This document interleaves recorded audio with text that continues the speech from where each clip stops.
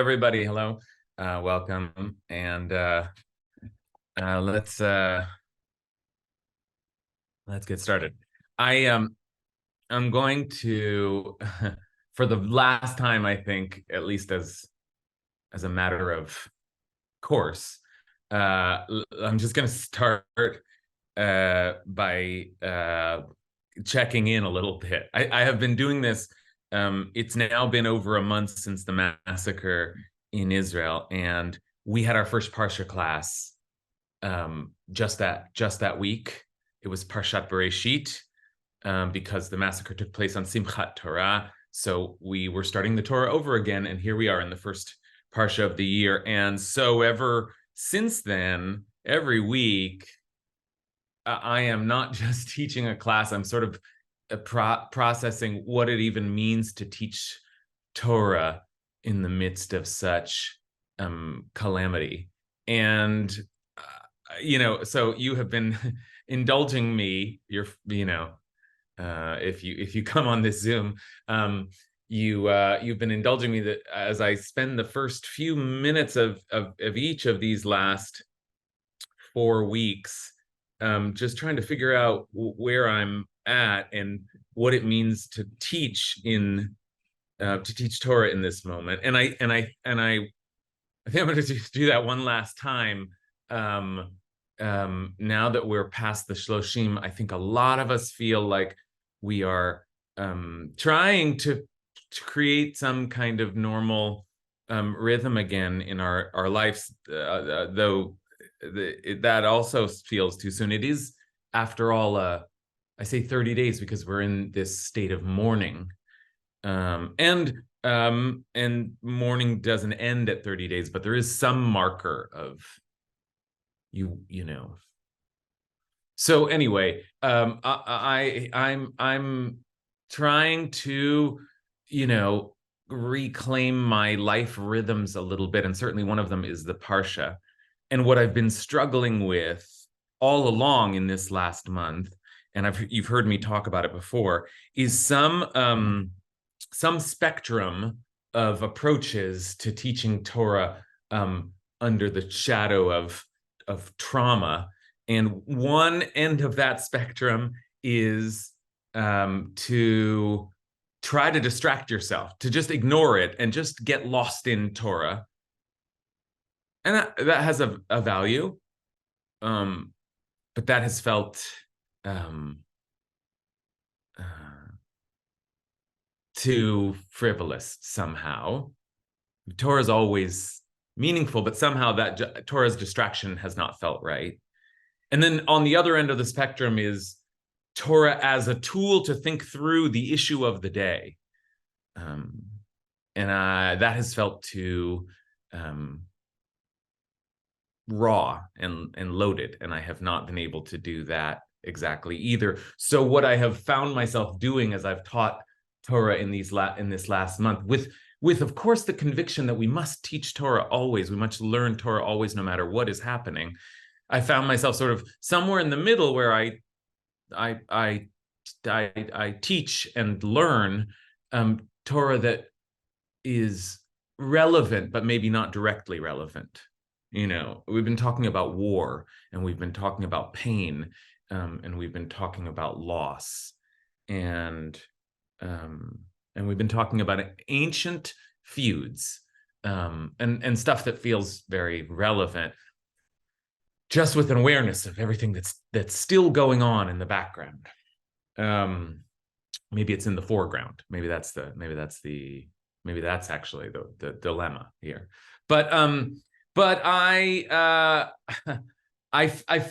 this week, I think I wanted, after just, a month of feeling, I've not been well, I have just not been well.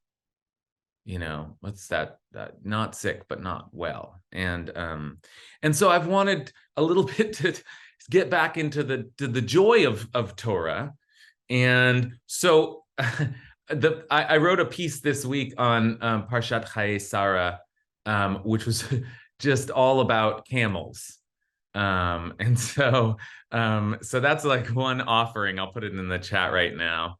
and just the symbolism of camels, which seem to surround Rebecca as we meet her this week. So there's like just camels, you know what I mean, and the meaning of camels and as a symbolic animal in the Torah. So so take a look at that, and if you're not subscribed to those weekly Divrei Torah that I'm writing this year, and you like the Parsha stuff that we do together, here's a link to sign up for that.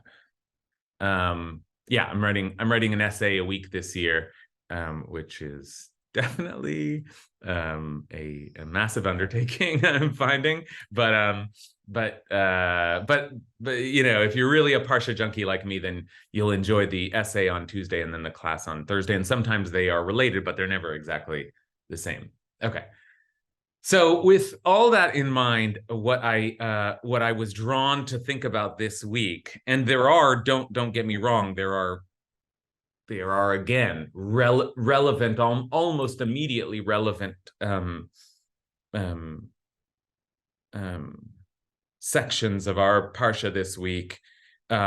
Most obviously, perhaps, this is the Parsha in which we lose Sarah, our matriarch Sarah, and Abraham mourns Sarah, gives eulogy and cries, and all of those rites and rituals begin to become established in this week's Parsha, and those things are some of the things that Abraham did. We are still doing as we grieve our dead today, and so there's certainly a through line there.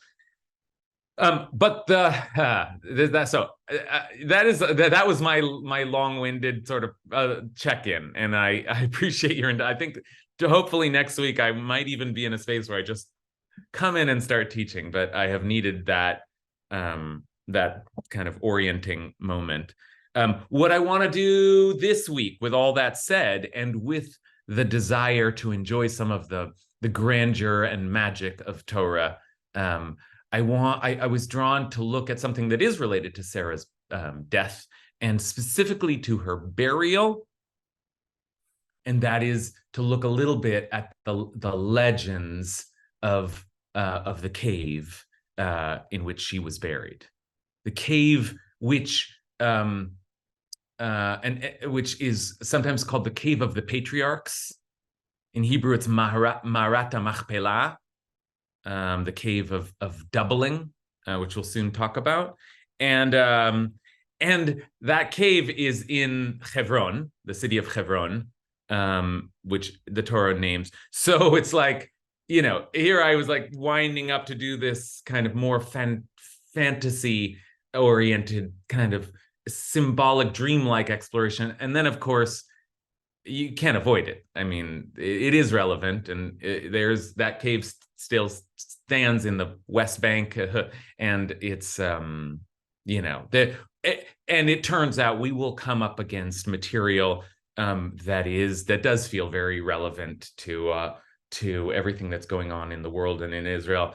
How can we not? This book after all takes place in Israel, so so there's no real getting away, and that's probably for the best. But I also have some intention that we will just enjoy some of the greatest legends that our tradition, our rabbis have brought to us, that center around this cave, which, after all, I guess I'll just say this, and then we'll say a blessing and dive in. What could call forth a legend more than a cave? There's something about a cave that is in its very form and essence, bespeaking a kind of mystery. The whole object of the cave feels to us like some portal to the unknown. What is inside there, and what mysteries are hidden inside any cave that we encounter. So that sort of thinking, that sort of instinctual, I think, response to the cave as a form of cave, after all, so iconic that we refer to the ancients sometimes as cave people, right? So So we're going to think a little bit about as I thought in this week's essay about the image of the camel. So I'm gonna take us into a little bit of thinking about the image of the cave, and we'll see where we go. Okay, thank you for indulging my need for I'm like co-opting the first 10 minutes here for my therapy. So I appreciate it. Okay. Say a little blessing and just try to center ourselves into Torah. Baruch atah Adonai Eloheinu melech haolam asher kidshanu b'mitzvotav v'tzivanu la'asok b'divrei Torah. Okay, that's the blessing over Torah. We say it in the morning for those of us who haven't said it yet today. It's like it's a way of recognizing that this thing that we're about to embark upon is not just fun and not just intellectual and not just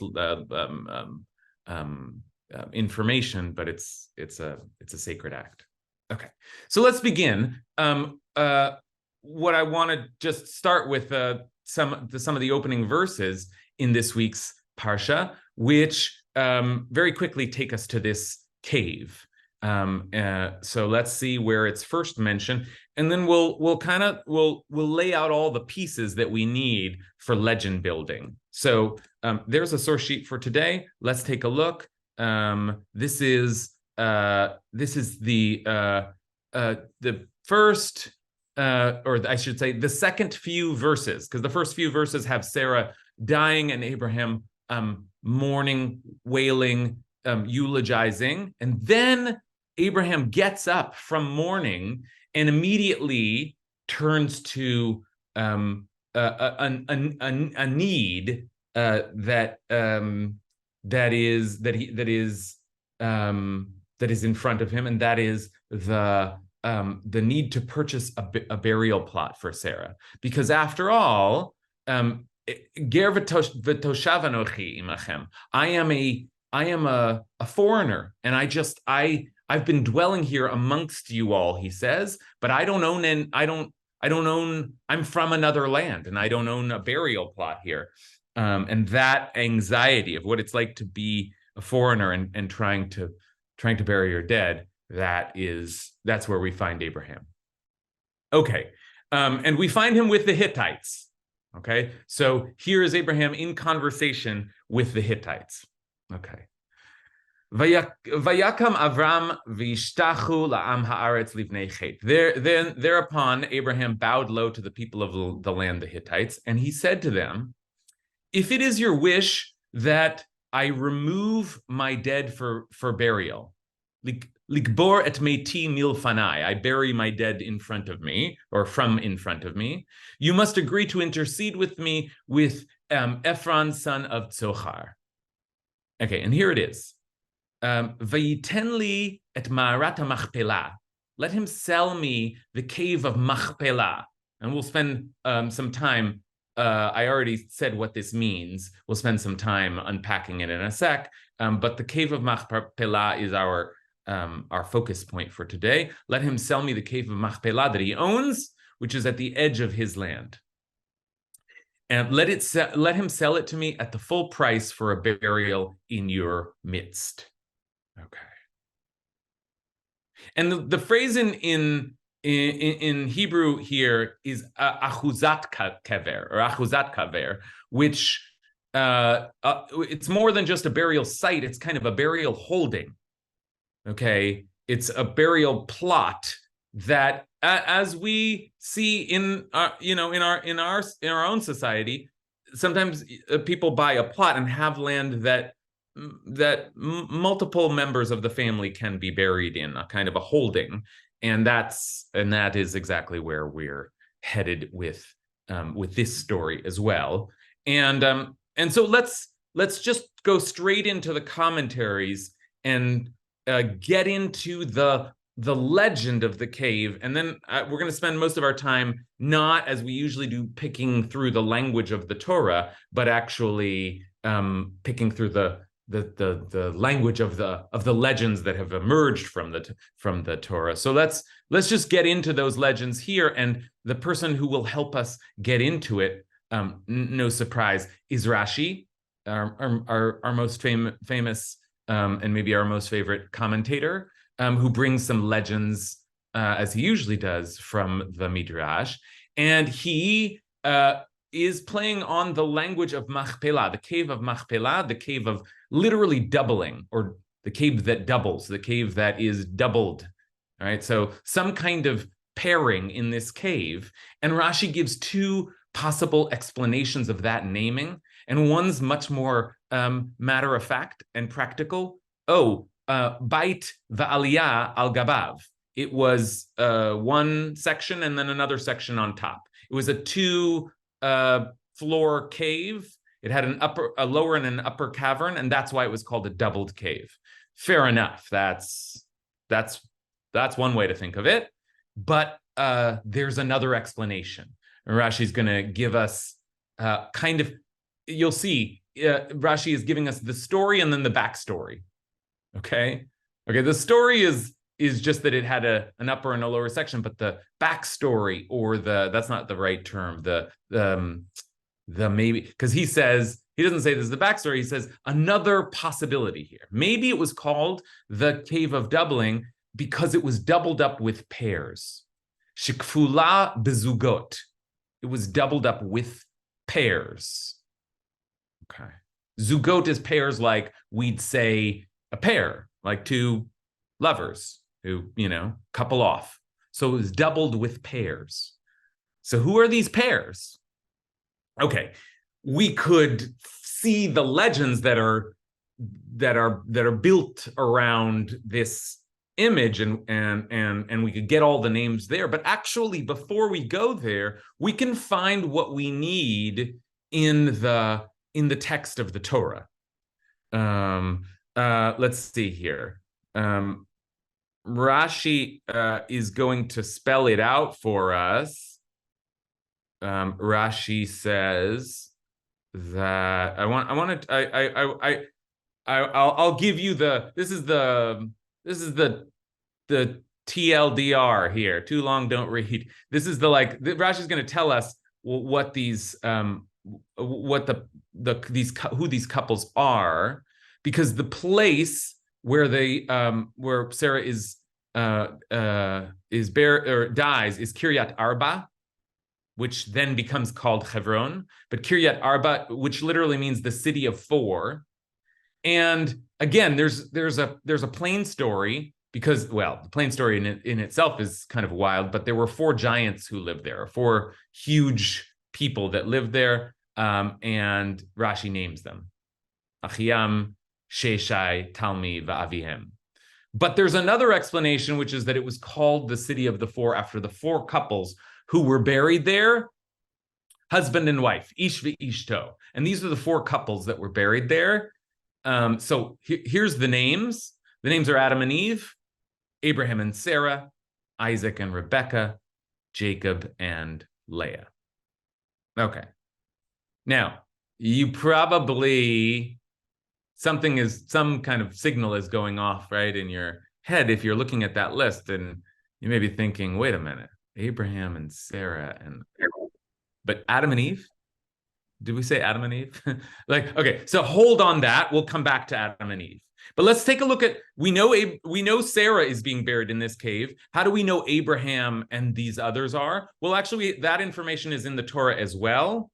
At the end of this week's Parsha, Abraham breathed his last, dying at a good ripe age, old and contented, and he was gathered to his kin. That language, by the way, seems kind of cave-like. V'yasef el amav, he was gathered to his kin. And his sons Isaac and Ishmael buried him in the cave of Machpelah, in the field of Ephron, son of Tzochar, the Hittite facing Mamre, the field that Abraham bought from the Hittites. There Abraham was buried, and Sarah his wife. So it's explicit in the Torah. Abraham and Sarah are in that cave. Okay, that's explicit. And then it's also explicit at the end of Genesis that Jacob asks his children to, when he dies, remember he dies in Egypt, but Jacob asks his children to bring him back to Canaan and put him in that cave. He instructed them, saying to them, I am about to be gathered to my kin. Same language there, gathered to my kin. Bury me with my ancestors in the cave which is in the field of Ephron the Hittite, the cave which is in the field of Machpelah, facing Mamre, in the land of Canaan, the field that Abraham bought from Ephron the Hittite for a burial site. So all of that, like, this is now a reference point that the characters in the Torah are using. And here's the other information we need from this passage. There Abraham and his wife Sarah were buried. There Isaac and his wife Rebekah were buried. And there I buried Leah. The field and the cave in it bought from the Hittites. Okay? Okay. So now we've got a lot of information. In the Torah itself, it becomes clear that this wasn't just a plot of land for Sarah, but Sarah, Abraham, Isaac, Rebekah. This is like, we've got 2 of the 4 couples that Rashi named. Jacob and Leah, there's 3. Not Rachel. Why? Because she died on the road to Ephrat. So they had to bury her there. We've got 3 couples. Adam and Eve, we still might be wondering, how did Adam and Eve get in the mix? But let's just pause here and think, before we get into the more fanciful and mystical imaginings of the cave, let's just stop and think for a moment about this cave itself and what it means to secure a place. And then let's take Jacob's perspective. For Jacob to be saying, I am in Egypt, but I've got to get back to that cave. I want to be in that cave with my wife, my parents, and my grandparents. Okay. And I don't know if I have a sharp question here, but I do want to pause and just think about the meaning of a burial plot and of Abraham's intention to secure a place that might be a gathering place. I said gathered to his kin, a gathering place for the family, the significance of that. So let me just pause in case I've been talking so far. Does anyone have a thought on all of that? That's not really a good question, but I want to give a pause before we get any deeper here. Okay. All right. Noah Pollack. Well, seeing no one else, coming to mind for me is that Abraham, he wanted to establish, like in other cultures, a family crypt. Like we have all this mythology from the ancient Greeks, ancient Romans about families being buried in the family crypt and then maybe rising up. But it's like also in Eastern traditions with the ancestor worship that they go to these burial sites and pray to their ancestors. So maybe they wanted all of the family together to be buried there as a family and as a resting place. So there's no fear of that ancestral loneliness. Good, beautiful, Noah. Such great. I'm so glad to pause and receive that helpful framing from Noah, because yes, first of all, we are identifying a rite and a ritual that is shared by many cultures. The idea of a crypt or a burial plot or a holding place for the family, for all of our ancestors to be located in one place. And Noah's right also to suggest, I mean, you talk about ancestor worship in some cultures, and that's like, there's something delicate about that association for us. Remember, Moses is famously, nobody knows where Moses is buried, so that we won't go worship at his grave. Well, now we've got a gravesite with all of our patriarchs and matriarchs. Surely that's going to become a kind of a site for what? For what spiritual? I mean, that actually is the question. How will we direct our spiritual and emotional energies toward this site? Right. Okay. Let's take another comment from Ari. I'll give you a very Freudian reading, right? Which is, me, almost seems womb-like, right? There's something about returning to where we're from, right? And there is a of course, and in Adam's sense, dust to dust, right? And to me, it signals. There was this great documentary that was on Nat Geo recently about these ancient people that buried people in a cave. But there's something like almost hopeful of it, and almost signifying rebirth to me. Of, why do you want to be with them? Not necessarily not only for an afterlife, but for the possibility of a next life. And the symbology of it to me seems like that. Good. Beautiful. Ari takes us into kind of psychological analysis, and that prepares us very well for where we're headed. The idea of the cave as a womb, as a kind of return to some primal state where you are like in the womb, you're in darkness and you're huddled up and you are surrounded by your people, right? In the womb, literally by your mother, and in the cave somehow gathered together with your people, right? Okay, good. So that's good preparation. One more comment, and then we'll dive into the more mystical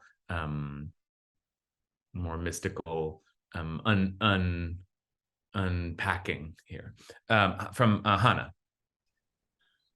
This might be too far off track, just if it is okay. The burial site of several of the patriarchs, I'm not sure if it's all of them, is now in a building in Hebron, and I don't understand how we went from a cave to a building in the. I don't know what happened there, because they treat it like, where it's spoken of as if that building and those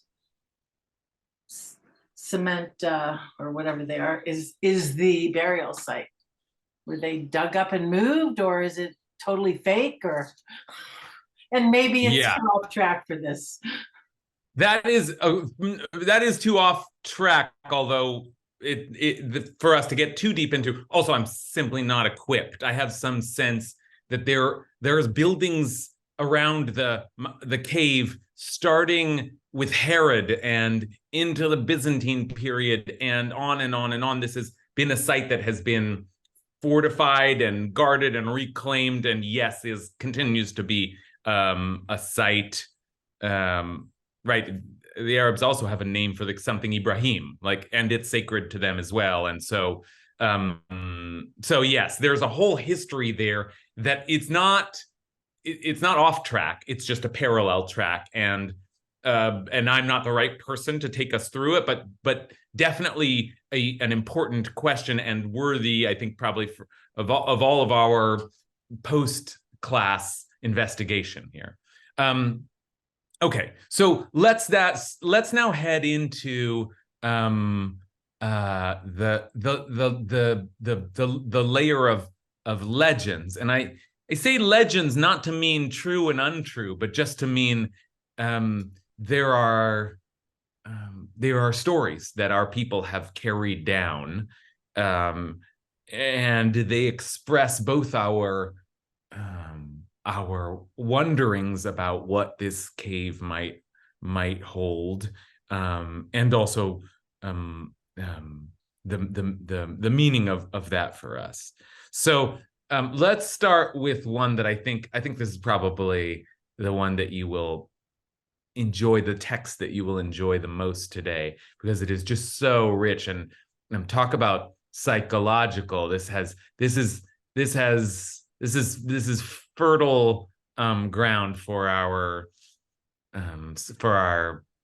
psychological investigations here. So this is from the Zohar, the mystical, the central text of Jewish mysticism, but also a very sophisticated Torah commentator and very aware of the story of the Torah. So let's take a look here at the question that we have not yet addressed, which is, how did Adam and Eve get into that cave? Well, there were 4 couples. Is it just because the city was the city of 4 that we had to come up with another one, and there were only 3 patriarchs and matriarchs? There's one extra matriarch, but we only have 3. Maybe we only have 3, so we have to go back to Adam and Eve, right? How do we get to Adam and Eve? Okay, here's the legend. Rabbi Yehuda said, the Zohar says, Rabbi Yehuda said, Abraham knew a sign indicating that very cave, and his heart longed to be there. Velibe ureute tamanhava. His heart and his desire were there. They were there. This is like already such an evocative image here. Abraham had some secret sign, some code, some tradition. What does it even mean to say that Abraham had a sign? But he knew that the cave was there and he wanted to be there. Why? Because before this, he had entered there and seen Adam and Eve were hidden there. He had seen Adam and Eve were hidden there. Tamirin Hataman. They were hidden there. They were buried there. And how did he know it was them? Good question, right? I mean, they are certainly not, they don't look like they did when they were alive. How did they know? How did he know it was them? Because when he looked upon the figure of Adam, suddenly the gate to the Garden of Eden opened up before him. And then he understood that it was Adam who was there in front of him. Okay. I mean, goodness. This is like, we need interpreters, okay? So ready yourself. What does this mean? Ready yourselves. But this idea that he saw the figure of Adam, that phrase is in itself requires some interpreting. What does that mean? But that's the phrase. That phrase is important, and the rest of the piece from the Zohar here picks up on that. V'tachaze, come and see, come and behold. This now becomes almost like a curse, like you could see it at the beginning of a horror movie. Whoever sees the figure of Adam cannot escape death. Whoever sees man de istakal b'diyukana da Adam, whoever sees the figure of Adam cannot escape death. For a person sees Adam the moment that he dies and passes from the world. Okay, how about that? The moment you die, the thing that you see is the figure of Adam. And what does that mean exactly? But Abraham looked at him, saw his figure, and lived. Oh. So for most of us, to see the figure of Adam would mean death was coming, but Abraham somehow was able to see the figure of Adam and live. He saw a light shining from within the cave and a candle burning. And here's that phrase again. Then he wanted to dwell in that cave. And his heart and desire were always there. Velibe ureute have tadir b'marata. Always there in the cave. Okay. I feel like I could just pack up and go home after that. I mean, I feel like that's all the Parsha we need this week, right? Like, just to see that is like, wow, unbelievable. But what the heck does it mean? Now, it gave us the Adam and Eve connection, but how? What is going on here? What is meant by this? That Abraham not only had a kind of a secret legend of his own, that he knew there was a cave and that Adam and Eve were in that cave, but and not only that he had a sign to get there, but that he wanted to be there. And that when he got there, he saw Adam and he saw the portal to the Garden of Eden. Okay, what is all? So that's again, I'm not asking great questions today because it's mostly like, what does this mean? But here especially, I feel like it's so rich and yet so mysterious. What does it mean? So let's just start hearing interpretations. I'm going to go plug this in. My computer is almost out, but I'm going to give the floor to Britt.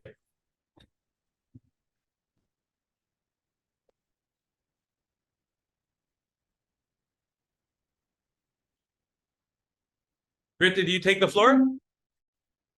Didn't hear you. Oh, no. Okay. Sorry. I'm on my iPad today, so I'm not as agile. Excuse me. Okay. So thank you, Rabbi. So when you read the text that the Zohar is interpreting on its own, and a lot of the time folks will do this, and I've experienced this myself when entering Torah, is looking at Torah in and of itself as halakha. So it's law, like the Torah in and of itself is the law. And so the text could be interpreted without this view that the Zohar is giving. It could be interpreted as saying first wives are married with their husbands, or buried with, like, in that idea. If you think about the lore surrounding Adam's wife and Eve, and then and so on and so forth, Leah as opposed to Rachel, and Rabbi Kasher mentioning the fact that Rachel died away from the site is important. And so I like that the Zohar is able to take this piece of text and interpret something spiritual from it, and figuring Abraham and Adam as spiritual creatures that find each other from like life and death is almost a beautiful picture of covenant, a beautiful picture of marriage, in my view, and also a beautiful picture of Abraham's connection to Hashem and Adam's connection to Hashem. So I think the Zohar is trying to create a holistic view. Okay, great. Okay, so by her own admission, Brits, before even getting to the interpretation of this image in the Zohar, Brits really asking, how do we even get to this sort of speculation?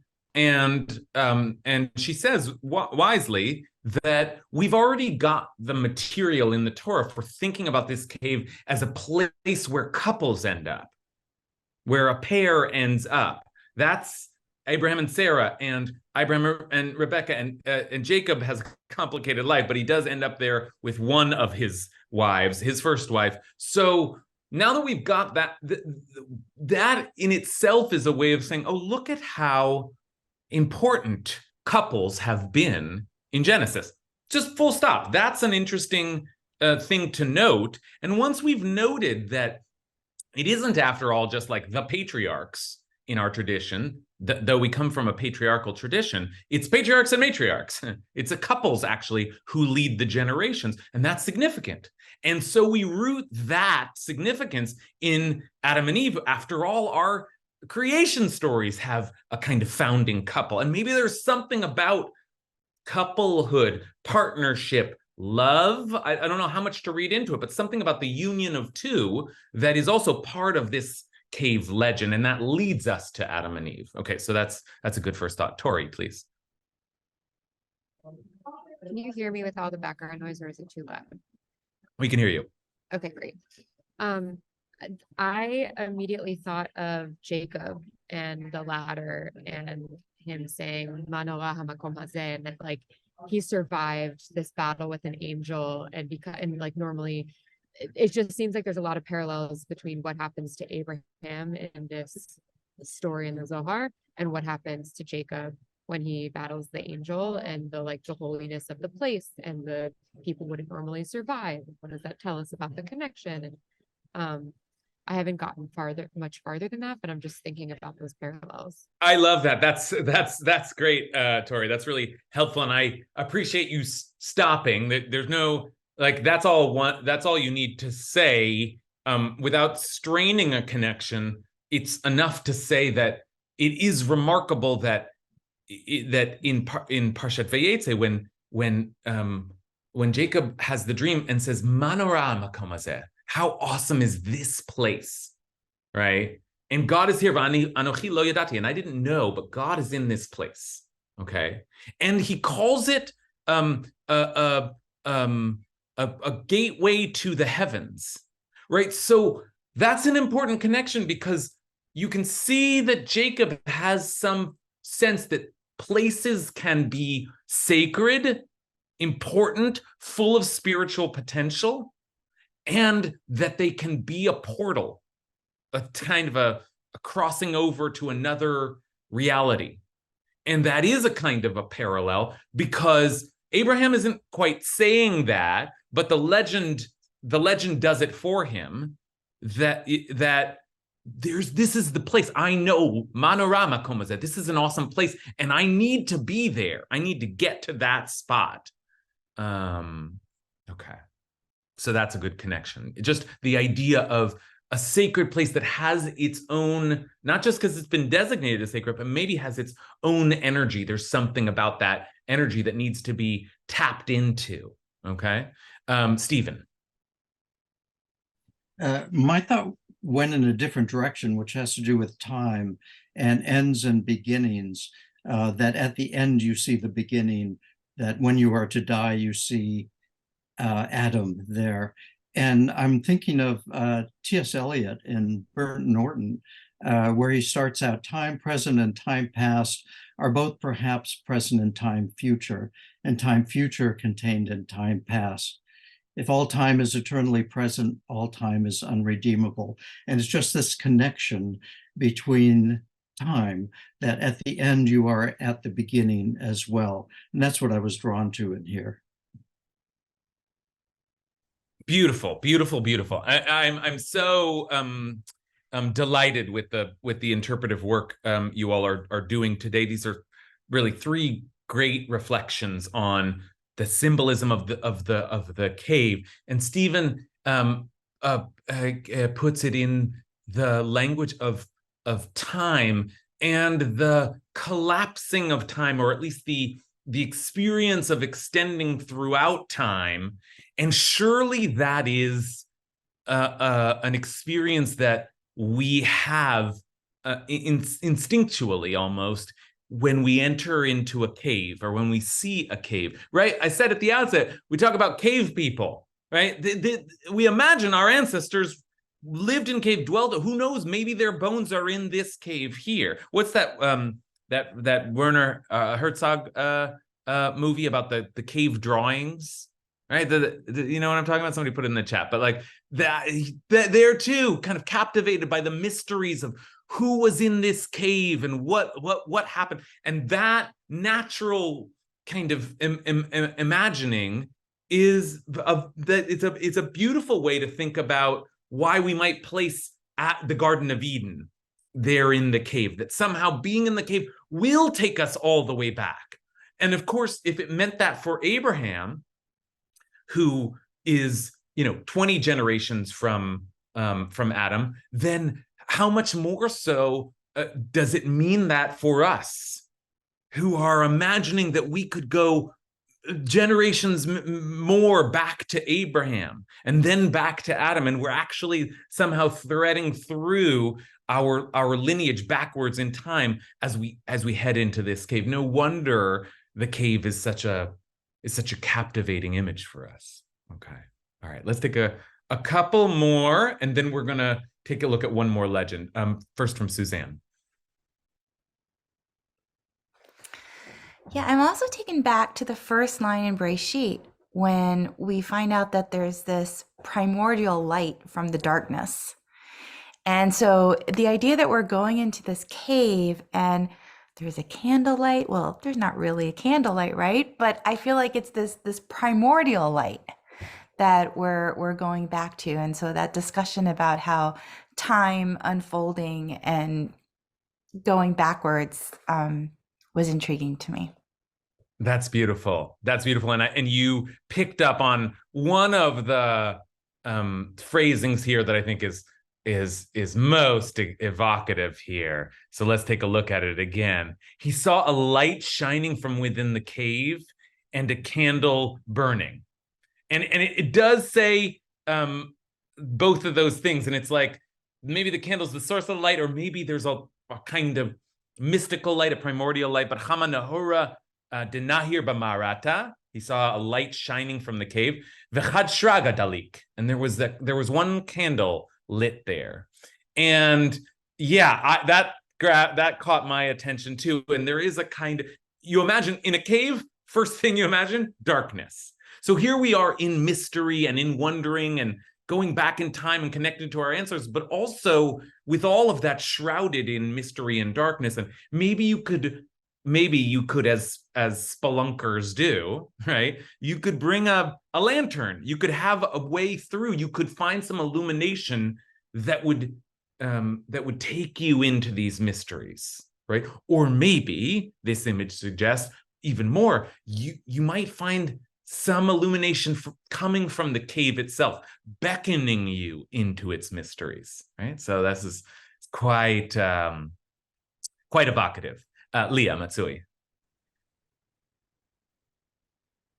I want to go. I'm ready. I'm not interested in going up on the ladder to heaven, particularly. I want to go back to the garden. And, it's like a reverse of birth. We're born from the dark place through blood, come out into a world of pain from usually someone who is in pain. But this is rolling the tapes back to the beautiful place, the place where all our needs, the garden, all our needs are taken care of. It's usually guarded by is it a flaming sword that's going around? Okay, now we have a ticket. We'll get a pass back into the place where we began. And it's good. Good. Okay, Leah does some marvelous stuff for us here. First of all, the reminds us that there actually was a guarded gate, right? That when Adam and Eve were kicked out of the garden, there are cherubs who sit there with a sword and keep them out of the garden. So maybe this, I think that's a very strong reading to imagine that what we're really imagining that Abraham's able to do is to go past that gate and get back into the garden. But more grander still are Leah's opening thoughts, which take us into the cave as a way of getting back to the garden, which was a place that presumably one could live forever in, right? That there was some sense that the Garden of Eden represented eternal, innocent, happy life with the one you love, with all the animals and the trees around. But that's it, Adam and Eve in the garden forever. And somehow they lost that and they became mortal, and they were we, Adam and Eve, people, were kicked out into the world to grapple with everything that the world is: conflict and fear and struggle and pain and death, ultimately death. And the cave is it's like an attempt to get, right? Ari said back to the womb. And that's one way of thinking about the search for life. But Leah says to get back to the garden, which is to get back to a state of eternity where I can, by reconnecting with Adam and Eve, I reconnect with the ones who would have lived forever, and maybe I could be with them as well. Okay. Let me see here. I have only 5 minutes, so I think we better not move into this last text. I think we better not move back. I don't think we have time for this. No, I can't help myself. All right, we're gonna look at one more text, and then I'll take a couple of last comments. But you have to see this. You just have to see this. There's another legend that we're gonna move through rather quickly, but it's a totally different approach to the drama of the cave. And I want to say, I see my mother has her hand raised, and I want to say that I want to show this text because it also has a deaf person in it, a deaf one of the famous deaf figures in the Midrash. So I want you to just take a look here at the arrival of Esau in this story. What happened to Esau? And why would he be involved? And then one of Jacob's grandchildren, who is comes up again and again in Midrash and is pointed out as someone who is deaf. So in honor of my mother, and also just so we have all the legends that we need, and then I'll come back and take her comments. But take a look at this bit here. This is from the Talmud. When they arrived at the cave of Machpelah, Esau came and tried to block them, saying to them, because the place is called Kiryat Arba, the cave of the four, the city of the four, so there should be 4 pairs in the cave: Adam and Eve, Abraham and Sarah, Isaac and Rebekah. Now, Jacob already buried Leah in his portion, and so what remains belongs to me. And they replied to him, but you sold it. And he said, no, I sold my birthright, but I didn't sell my right to the cave. Now, this is a strange idea to begin with, because Esau's saying there's room for 4 pairs. The first pairs are husband and wife. The last pair should be Jacob and me. We each have a right to that place. But Jacob gave one to his wife. I take the remaining space. Okay. And then here comes the deaf grandchild. And this is Jacob's son Dan's son, whose name is Hushim.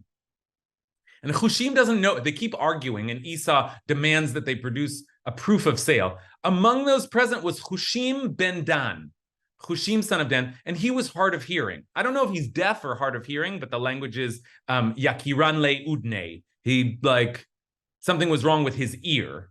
And so they asked him, what is happening? And they said to him, he asked them what's happening. And they said to him, Esau is preventing the burial until Naphtali returns from Egypt with a bill of sale from the land of Egypt.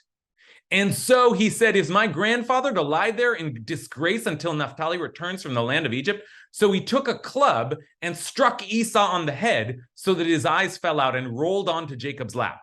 And Jacob opened his own eyes and laughed. Now, whoa. And I'll just give you one other version. There's another version that says, again, Hushim ben Dan, who had defective hearing and speech. I'm just translating literally. Same thing. What did he do? But this time he drew out his sword and cut off Esau's head with the sword. And they took the head into the cave of Machpelah. And then they sent his body back to his, now, gruesome, I know, but also fascinating. The idea that some legends have Esau fighting to get in there, and some of those legends even have Esau's head in the, so now we have 4 couples plus a head in the cave, right? So, okay, just a couple minutes here, but I want to give the floor to my mother for her thoughts. What are you thinking, Mom? I'm so surprised to see a deaf character there. But whoa, he's a violent one. It seems like, why is he cutting off his head? What's the big deal here? Why would he go that far? Right. Good question. And it's a good question. And I think that part of the answer, I think that this story is struggling with the idea that a plot of land, and especially like a sacred plot of land, people fight over it, right? And it becomes even in the 3rd generation of a family, it becomes sacred to many people. And then, I said that some of these legends, I almost wanted to escape from the news of the day, but the end of this one really takes us to where we're at. People still fighting over this cave, this plot of land, this, and,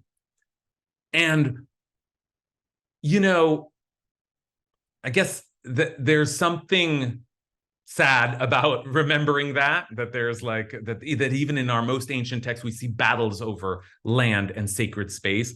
But there's also something about this story. I kind of like that Esau's head ends up in the cave.